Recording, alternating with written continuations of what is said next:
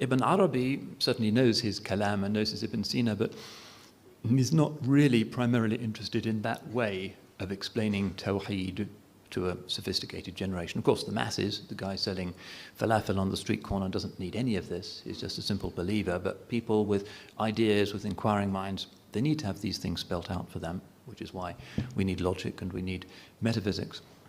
So Ibn Arabi is coming from a completely different world, Muslim Spain, where you have a few philosophers, but basically it's the Zahiris and the Malikis, and Ibn Arabi is a Zahiri. So he's here with his Zahiri fiqh, teaching the ruler in Konya. But his ideas, as everybody knows, are really hard to understand and really easy to misunderstand.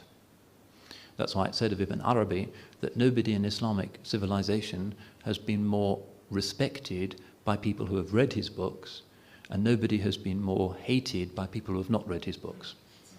Which is why most of the scholars today will say, you don't need to involve yourself with these controversies because you just need to learn how to do your wudu correctly and how to sort out your own situation. Don't get involved in the extraordinarily sophisticated questions, the subtlety, the lata'if of that type of discourse. People come into Islam that way.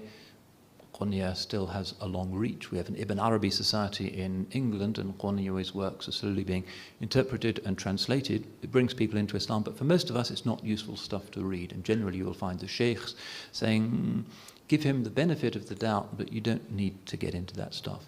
This is important particularly for new Muslims, because very often with that kind of Western determination to climb Mount Everest, not because the view is better, I guess, maybe it isn't, but because it's there, the Western desire to climb the highest mountains and to go down to see the vents at the bottom of the sea, to go to the moon.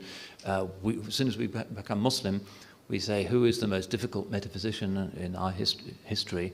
And so as soon as we've mastered wudu, we want to open the Futuhat and Makkiyah and become, that's really not permissible. And most of that is from ego, and it's very dangerous. And